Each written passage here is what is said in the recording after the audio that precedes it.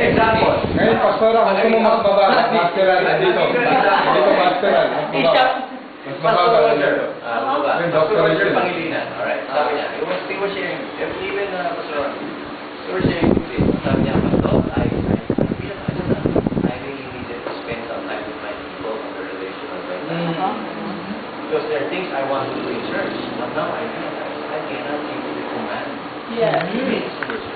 So now he's finding time to sit with the people, fellowship, and then share the things that he wants to happen. What phase of vision making is that? Rapid. Sharing it and relating. No. Casting the vision.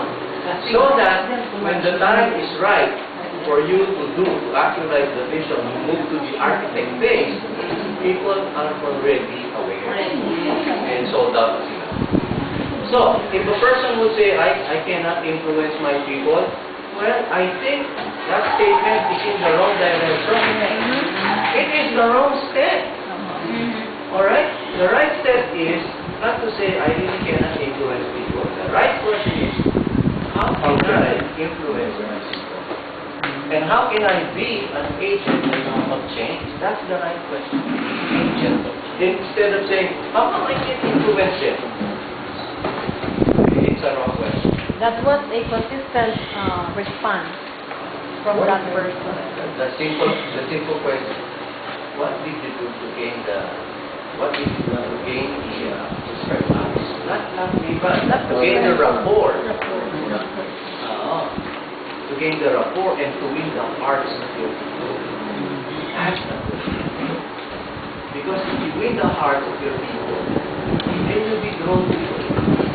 But if you don't win the hearts of your people, you just try to win their praise, you get nothing from praise. If you ask them to write papers, to submit a report, maybe that's their praise. When you want to do something with your people, you win the hearts. It was, this comes appropriate, no?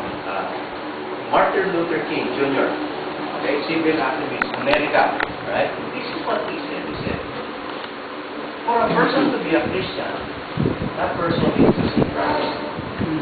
For a person to become a communist, he has to see power hearts. Alright?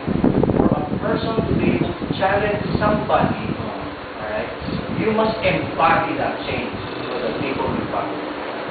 Embody.